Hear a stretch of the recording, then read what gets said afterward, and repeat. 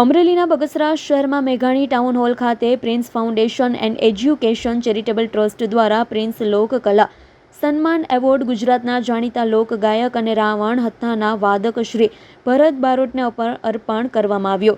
પાલુભાઈ ગઢવીના અધ્યક્ષ સ્થાને કાર્યક્રમનું આયોજન કરવામાં આવ્યું. Prince foundation and education charitable ટ્રસ્ટના પ્રમુખ વી.કે. જેઠવા સૌ લોકોને શબ્દ આવકાર્યા છે. સાથે વી.ડી. મકવાણા, સ્નેહી પરમાર સાહેબ સહિત ટ્રસ્ટીઓના સહયોગથી આ લોકકલા સન્માન 2026 અર્પણ કરવામાં આવ્યો. આ તકે રશ્વિનભાઈ ડોડિયા, અનિલભાઈ વેકરિયા, મુરજીભાઈ મહિડા સહિત સંત મહંતો અને આગેવાનો ઉપસ્થિત રહ્યા.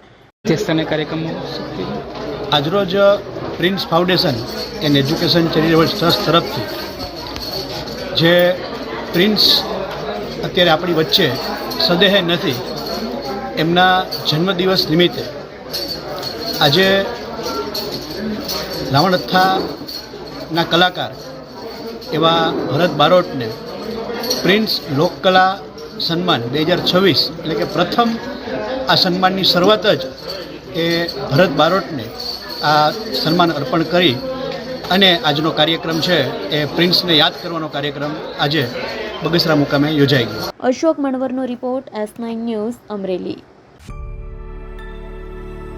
અમારી તમામ માહિતીથી અપડેટ રહેવા માટે જોડાયેલા રહો S9 ન્યૂઝ સાથે.